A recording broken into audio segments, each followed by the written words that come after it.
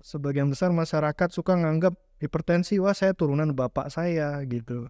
Wah saya turunan kakek saya gitu, udah salah duluan kakeknya. Tapi ternyata makin kesini makin bergeser ya. Iya. Justru usia produktif udah mulai banyak ya, udah mulai banyak dan mungkin jadinya sangat banyak ya, karena bukan pergeseran sih, karena lifestyle tadi. yang sudah menjadi kebiasaan dan umum gitu ya.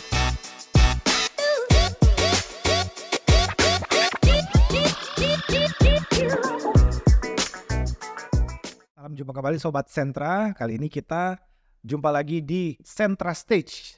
Topik kita pada kesempatan kali ini adalah topik yang paling sering juga dibicarakan di masyarakat mengenai penyakit tekanan darah tinggi atau bahasa kerennya hipertensi. Nah, untuk membahas ini saya nggak sendiri nih. Sudah ada teman saya, teman sejawat, Dokter Hafiz Reddy, spesialis penyakit dalam. Apa kabar dok? Ya baik, Sehat dok ya? semuanya sehat. Sehat ya. Gimana perasaannya dok mampir ke Ya, studio podcast kita ini? ya ini pertama kalinya ya.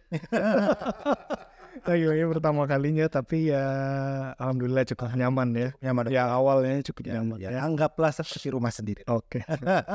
Ya, oke. Dok, ini kan hipertensi ya dok. Hipertensi Ya. itu ternyata masih cukup banyak ya dok angka kejadiannya, baik secara nasional maupun juga secara global. Ya, Dok, ya. Nah kalau ngomongin atau obrolin soal hipertensi dok, sebenarnya apa sih dok yang harus kita waspadai terlebih dahulu gitu loh? Oke. Jadi ya makasih ya dok ya.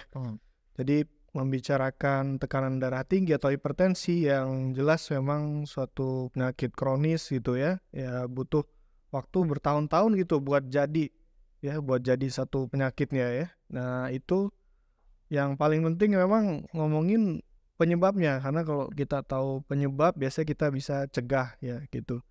Nah penyebabnya ya tekanan darah tinggi itu yang penting ternyata memang paling banyak itu disebabkan oleh penyebab yang nggak diketahui lah gitu ya. Nah nggak diketahui, walaupun belakangan tuh dok yang tidak diketahui tadi tuh udah mulai diketahui tuh sedikit demi sedikit ya, misalnya seperti genetik ya, keturunan, dan yang harus yang ngetren tuh sekarang tuh ya lifestyle dok ya. Ya jadi itu sering dilupakan ya lifestyle itu. Jadi sebagian besar masyarakat suka nganggap hipertensi, wah saya turunan bapak saya gitu, wah saya turunan kakek saya gitu, udah salah duluan kakeknya. Padahal gitu. Belum tentu ya, karena ternyata peranan genetik itu berapa persentasenya itu unknown dok. Ya jadi tidak terukur ya. Iya belum bisa diukur, dan yang bisa diukur itu adalah lifestyle tadi ya. Lifestyle tadi mulai dari diet ya, konsumsi tinggi garam, terus setelah itu aktivitas fisik yang sedentary lifestyle ya, kurang exercise ya, kurang olahraga ya, kurang olahraga aerobik gitu ya. Nah jadi hal itu, dua itu yang membuat seringnya atau banyaknya hipertensi di masyarakat. Jadi nah itu dulu sih sebenarnya, dibandingkan kita bahas berbagai macam penyakit tuh ya yang berat-berat kayak jantung, diabetes, penyakit ginjal, penyakit stroke, itu adalah ujungnya aja ya. Sebenarnya yang harus kita, benar kata dokter, terlebih dahulu ya itu harusnya pangkalnya ya. Jadi gimana, apa penyebabnya, sehingga kita bisa cegah gitu ya. Cegah lebih dini dan kejadian hipertensi bisa diturunkan gitu. Ya, kemudian memang pada saat sekarang ini diet tinggi garam tuh sering disederhanakan, jadi wah kalau makan garamnya dikurangin gitu ya. Padahal sebenarnya yang adanya makanan, minuman dari yang beredar tuh dari luar, nah itu biasanya mengandung garam juga tanpa kita ketahui. Ya, Cemilan-cemilan dok ya. apalagi cemilan ya. Jadi MSG tuh ya. MSG itu singkatannya kan monosodium glutamat ya dok ya. Iya, sodium itu garam. Nah sodium itu garam. Jadi semua yang ada natrium atau sodium itu garam ya. Jadi seringkali garam itu tuh yang bikin tekanan darah tinggi dibandingkan ikan asin. Ya. Jadi paling di masyarakat sekarang hal itu yang sering nggak disadari gitu. Iya. Jadi memang dok kalau kita lihat sudah pergeseran ya. Kalau dulu kan era 20-30 tahun yang lalu Yang kena hipertensi rata-rata yang ya udah orang tua kita. Benar, tua. Tapi ternyata makin ke sini makin bergeser ya. Iya. Justru usia produktif udah mulai banyak ya, udah mulai banyak dan mungkin jadinya sangat banyak ya, karena bukan pergeseran sih, karena lifestyle tadi. yang sudah menjadi kebiasaan dan umum gitu ya. Ya makan minum di luar dengan kemasan apapun itu, apalagi ada kandungan natriumnya ya, itu biasanya dicantumkan tapi kita nggak sadar bahwa itulah garam gitu ya. Terlepas dari rasanya asin apa enggak nih ya. Nah kita pikir atau ya masyarakat pikir ini, wah saya nggak pernah makan yang asin-asin gitu ya. Cuman dalam keseharian dia minum teh, kopi ada selingannya. Nah itu padahal garam semua. Jadi dari itulah kemudian menjadi pemicu dokter Terakumulasi ya, dan itu jadi budaya yang akhirnya ya masyarakat muda bergeser menjadi penderita hipertensi ya. Waktu dulu 20-30 tahun lalu sulit sekali menemukan ya pasien dengan hipertensi usia 20-30. Sekarang jangankan hipertensi atau tekanan darah tinggi, sekarang yang jantung ya, ginjal aja udah ada. Itu sebenarnya bagian dari komplikasinya tuh ya. Dampak dari hipertensi udah lama. Artinya ini mungkin nanti kaitannya sama dokter anak ya. Iya. Kemungkinan besar dia udah hipertensi sejak remaja. Nah Bisa gitu. juga dok ya. Bisa Remaja. dengan gaya hidup seperti sekarang usia 14 mulai atau 17-18 itu biasanya udah mulai hipertensi kalau dari anak-anak sudah konsumsi atau diet tinggi garam ya, larutan dengan pewarna ya, itu sebenarnya memicu kekentalan darah juga, volume di dalam pembuluh darah, sehingga artinya dia bersama dengan garam meningkatkan isi pembuluh darah, jadi kayak selang diisi air padat gitu ya, jadi tekanannya tinggi gitu, jadi udah rusak kemana-mana tuh jantung, paru, otak di 10-20 tahun lagi. Nah biasa dampaknya gitu. Nah karena gaya hidup tadi ya makin bergeser, makin cepat gitu, kok semakin cepat, dan sampai-sampai masyarakat takjub ya kalau anak-anak cuci darah ya. Iya mungkin awalnya pasiennya anak-anak itu bukan gagal ginjal. Jadi awalnya pasti mungkin di hipertensi, kemungkinan besar. Iya, hipertensi awalnya. Jadi hipertensi dini seringkali menyebabkan kerusakan organ dini juga. Ya, paling sering memang ginjal duluan. Ya, terus kedua jantung, terus ketiganya otak. Gitu dok. Oke, ini kalau kita ngomongin dok secara umum, let's say usia muda lah ya, usia 20 tahun kan. Iya. Kalau mungkin dia kadang kan orang nggak tahu dok kalau dia udah hipertensi, apalagi yang masih muda, nggak pernah tes. Bener banget ya. Apa tandanya dok kalau ini wah jangan-jangan sudah hipertensi? Apa sign? Baik, ini memang sering ditanyain ya, wah ini saya hipertensi nggak sih dok gitu ya. Ya masyarakat juga sering menerka gitu, karena kan sebagian udah udah agak paham dengan apa itu tekanan darah tinggi ya, tekanan darahnya harusnya berapa, dia udah tahu tuh ya. Jadi apakah saya tekanan darah tinggi? Biasanya memang dalam kondisi tekanan darah tinggi yang sedang meningkat secara mendadak memang ada gejalanya dok. Jadi pertama nyeri kepala ya, kemudian pandangan kabur, kemudian yang ketiga nyeri kepala itu sampai istilahnya tengkuknya gitu, terus bahunya berat gitu ya. Nah kemudian ada tangan dan kaki yang bisa agak lemah gitu ya, kayak lemes saja gitu. Nah itu bisa kalau dalam keadaan mendadak, tapi itu hanya 5% dari semua hipertensi dok. Jadi 95% sebenarnya nggak terasa apa-apa gitu. Nah ini kan kebanyakan tanpa gejala itu. Benar. Jadi tanpa gejala ini dengan gaya hidup seperti itu ya ada baiknya kita memang lakukan medical check up gitu ya, apalagi dengan lingkungan seperti saat sekarang ini ya. Ya medical check up jadi sekarang makin penting karena banyak ya terkesannya sepele ya, medical check up ngapain sih, kayaknya gue sehat-sehat aja gitu ya. Iya tapi penting karena memang banyaknya silent killer sekarang ya. Iya, silent killer. Iya, silent killer. Apalagi kalau kita lihat ya dok, generasi muda zaman now Gen Z ya, mereka kan udah usia 22-23 udah bekerja Iya, kerja di perusahaan yang lumayan bonafit, startup, iya, iya, yang cukup hektik pekerjaannya ya. benar. Kemudian tambahin lifestyle yang ada makanan cemil-cemilan yang tadi MSG, Iya, kopi kekinian yang gula iya, tinggi, gulanya ya. tinggi. Belum Benar. lagi yang pekerja kreatif rokok. Rokok, itu jangan ditanya lagi rokok. Lagi ya. Iya, Nah ini Dok, soal obat. Iya. Kadang juga ya kita sebagai orang kesehatan juga sering ditanya nih. Iya, Orang yang pertama kali kena hipertensi, iya, obatnya yang pertama kali diminum dosisnya gimana Dok? Karena kan kalau kita lihat di apotek ada, let's say ya oke lah kita sebutlah amlodipine, misalnya ada yang 5 miligram, ada yang 10 miligram. iya, iya. Untuk penderita yang baru ketahuan awal, dia harus minum yang mana? Apakah bisa langsung 10 supaya bisa langsung turun? Oh, Atau 5 dulu nih? Gitu.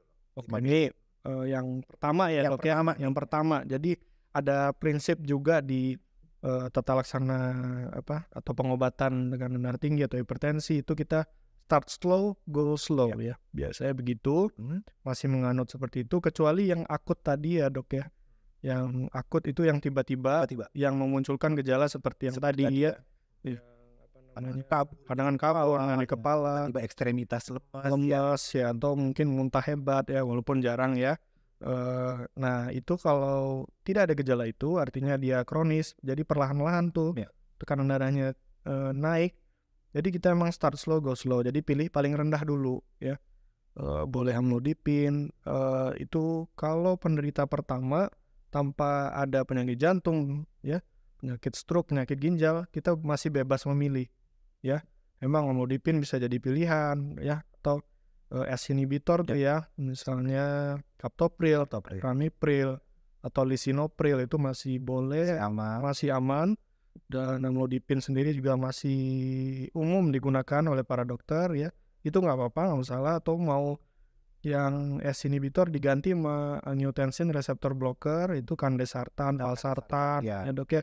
Nah itu boleh aja ya, jadi boleh. Tapi prinsipnya memang start slow go slow. Kemudian kita kontrol lagi berapa dengan pengobatan itu. Kalau misalnya ya masih, let's say masih belum mencapai target, kita pinginnya tensi itu ya memang sekarang kalau usia muda 140/90 di bawah itu. Ya, tapi semakin tua kita targetin lebih rendah lagi harus ya maunya tensinya. Misalnya usia 40 tahun tuh ke atas, apalagi udah ada penyakit lain-lainnya tuh ikutannya, kita pinginnya 130/80 itu sebaiknya dicapai secepat mungkin gitu. Nah jadi untuk pengobatan memang kalau kita belum capai target ya kita bisa naikkan dulu dosisnya, amlodipine jadi 5/10 misalnya ya, atau mau ngasih beta blocker juga boleh, Dok ya, bisoprolol atau propanolol ya. Ya mau dinaikin 2,5, 5 hingga 10 boleh ya. Setelah dinaikkan misalnya enggak juga ini tercapai targetnya ya baru kita komboin gitu. Iya, di combo 2 atau 3 agent anti hipertensi ya. Ya itu nggak masalah, itu art sih di sini. Arts lah ya. Ya di sana ya, asal tanpa penyakit penyerta tadi ya. Ada beberapa obat yang memang dikhususkan lebih baik digunakan, misalnya ACE inhibitor dipakai di penyakit jantung dengan hipertensi gitu dong. Ya, tapi biasanya itu mah udah dia kena jantung duluan dong, baru setelah itu hipertensi. Nah itu yang disebut tadi mungkin kita belum bicara ya, ada hipertensi, penyakit jantung hipertensi. Iya, penyakit jantung hipertensi itu biasanya hipertensinya sekunder. Jadi jantungnya duluan yang kena. Iya, jantungnya udah kena duluan. Biasanya karena kolesterol tinggi atau gula darah nih dong. Ya, jadi terakhir tensinya. Nah itu sekunder berarti. Nah sekunder itu obatnya menjadi beda ya. ACE inhibitor nanti mungkin sama dokter jantung juga kolaborasi ya. Terus di pasien ginjal ya ada juga yang kayak anak-anak tuh misalnya, atau remaja atau usia muda tiba-tiba terdiagnosis gagal ginjal ya. Kemarin tensinya normal aja, Dok. Iya. Kok bisa ya? Iya. Nah itu gimana, Dok? Nah itu biasanya karena luput ya, luput dari pemeriksaan ya. Jadi biasanya karena usia muda tuh tekanan darah seringnya fluktuatif, Dok. Apalagi yang disebabkan tadi minuman-minuman ya, pengawet, minuman berwarna atau garam yang tinggi ya, dengan dengan zat kimianya itu ya membuat ginjal kelelahan ya. Dia kan harus menyaring ya. Kok ini racunnya banyak banget ya, mau gua saring kata ginjal ya gitu. Akhirnya lama-lama rusak. Nah, kerusakan itu yang bikin hipertensi. Nah, jadi dia setelah gagal ginjal baru mengalami hipertensi setelah itu. Nah, itu obatnya juga beda lagi. Ya, kita lebih milih mengutamakan S tadi dok ya, atau ARB digabung dengan kalsium channel blocker, misalnya amlodipine, nifedipine gitu. Ya, itu sih paling dok ya. Nah dok, ini juga zaman sekarang kalau kita lihat ya dok, lagi musimnya olahraga lari. Ya. Tiba-tiba dok banyak yang jadi runners. Kita lihat di Instagram, TikTok ya latah jadinya ya. Si A aja, udah aja membentuk komunitas, punya lagi happening lah olahraga lari ini. Nah bagi mereka yang ternyata udah aman nggak sih dok ikut lari maraton yang 10K, 5K gitu-gitu loh dok? Iya. Jadi sebenarnya lari ya, running gitu walaupun latah sebenarnya ya bagus sih. Ya buat kesehatan. Niatnya begitu. Niatnya oke. Kemudian kalau misalnya sudah terkena tekanan darah tinggi tuh, terus kita baru mulai mau lari, sebelumnya nggak pernah lari nih dok. Iya. Jalan aja nggak mungkin ya. Nah, kalau dari sedentary lifestyle mau nggak bisa ini tiba-tiba loncat ke hidup yang penuh exercise begitu ya. Balik lagi kita harus start slow, go slow ya. Jadi olahraga yang paling dianjurkan pertama pasien hipertensi memang jogging, lari ya. Tapi ya nggak 5K, 10K dulu kali ya. Betul, minimal jalan pagi dulu aja lah. Jalan pagi dulu aja. Jadi akan dinaikkan intensitasnya itu dengan pengecekan juga tensinya berapa, kolesterolnya berapa, gula darahnya berapa. Nah, di situ peran medical check up sih ya, apalagi yang udah punya penyakitnya gitu. Ya, jadi kalau kita langsung push gitu memang biasanya tekanan darah yang tinggi akan jantung terutama akan kaget. Ya mungkin itu ya penyebabnya ada kejadian rash gitu waktu lari, waktu badminton gitu ya. Dia biasanya kaget ya, ada kaget, kemudian jantungnya mompa jadi nggak beraturan tuh. Wah, gue gelagapan gitu, butuh energi atau suplai darah lebih banyak. Kan suka tiba-tiba ada yang lari blackout gitu loh dok. Bener, blackout. Jadi dia melampaui, intinya dia melampaui kapasitas yang dia bisa gitu. Itu aja sebenarnya. Jadi pentingnya olahraga itu start slow, go slow gitu ya. Kalaupun mau lari 5K, 10K harus ya susah juga ya gitu, kayak inner feeling gitu ya, gimana ini gue udah capek belum sih ini. Ya, jadi memang jangan memaksakan gitu ya, apalagi yang udah menderita hipertensi ya, atau dia nggak hipertensi nih tapi obes gitu ya, atau overweight gitu dok. Iya, itu juga risikonya tinggi ya, apalagi obes dan overweight seringkali punya banyak silent killer di dalamnya karena dia udah sindrom metabolik. Ya, jadi mungkin dia udah asam uratnya tinggi, kolesterolnya, salah satu bagian komponen kolesterolnya ada yang tinggi, karena dalam pengecekan kolesterol itu sering banyak luput juga tuh dok.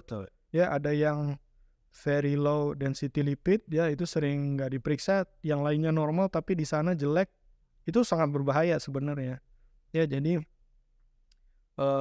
pemeriksaan medical check up penting ya, apalagi yang punya faktor risiko tuh dok ya seperti obes tadi. Jadi atau nggak pernah tahu ada penyakit apa tapi ayah ibu punya riwayat diabetes, hipertensi gitu.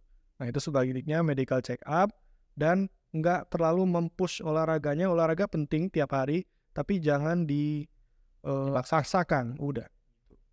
Nah, soal minum obat gitu. Ini di masyarakat juga sering jadi perdebatan. Iya. Dia udah minum obat hipertensi, tiba-tiba tensinya udah normal. Udah lah, nggak minum lagi lah. Nanti kalau tensi saya naik, baru minum lagi. Sebaiknya seperti apa dok? Apakah memang harus bisa batas tertentu dengan obat? Atau harus minum obat terus seumur hidup?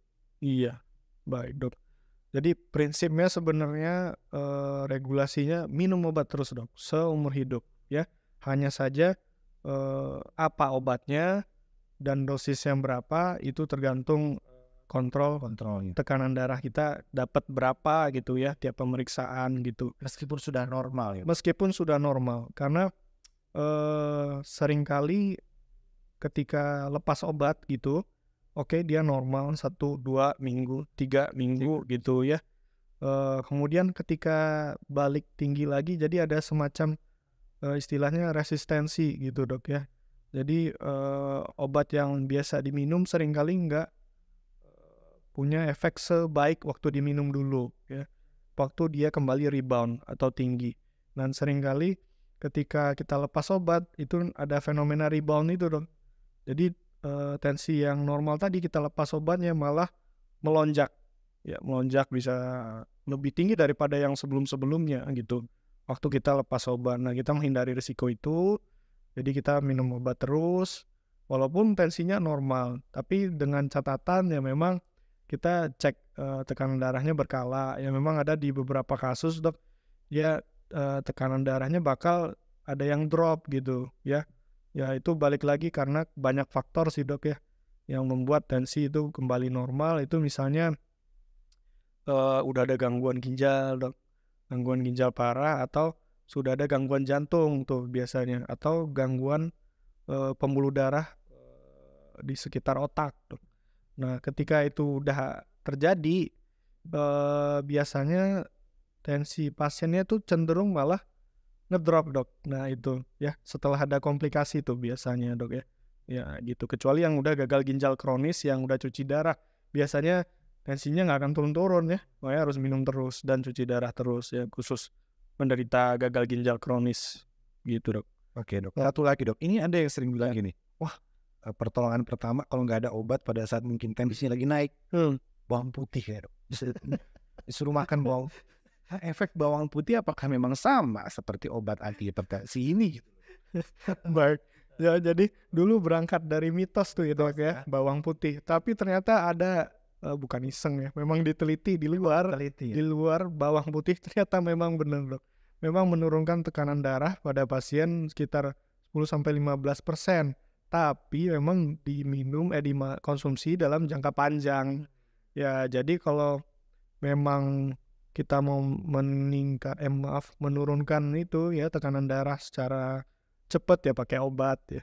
Kalau misalnya kita makan bawang putih di awal ya turunnya kapan gitu ya. Ya, jadi dalam penelitian itu yang udah dilakukan ya memang bawang tersebut memang punya efek menurunkan tekanan darah dok. Tapi dalam jangka waktu konsumsi terus menerus, dalam jangka waktunya lama ya tahunan gitu dalam penelitiannya.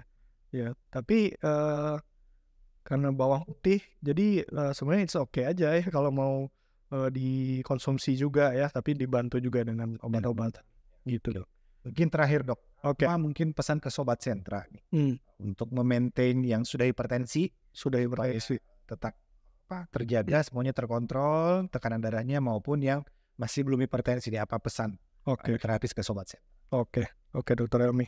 Ya, jadi mungkin take home message-nya ya buat yang belum hipertensi gitu, terutama ya sekarang dikurangi konsumsi garam ya, itu paling utama karena meningkatkan tahanan di pembuluh darah, jadi biasanya akan lebih cepat tensinya akan tinggi.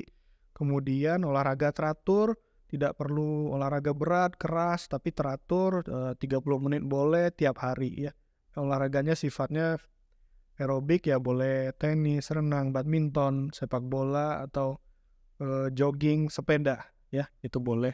Itu belum hipertensi. Kemudian kalau kita sudah melakukan itu ya kita harapkan nggak terkena hipertensi ya, terlepas dari adanya turunan tadi, ada faktor genetik.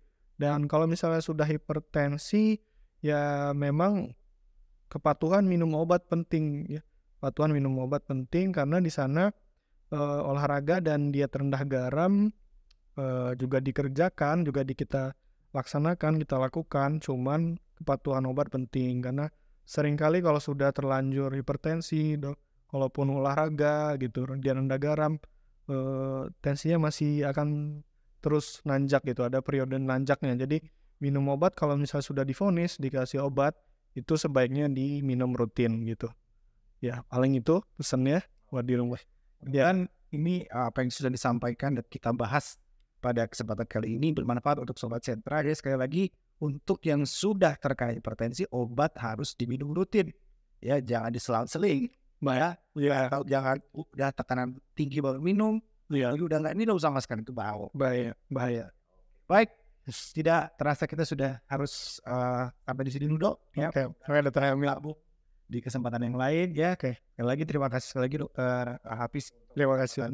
Dan nanti Sobat Sentra kita akan ketemu lagi di lain kesempatan di Sentra Stage berikutnya. Saya Dokter Helmi dan juga Dokter Hafiz undur diri dan sampai jumpa.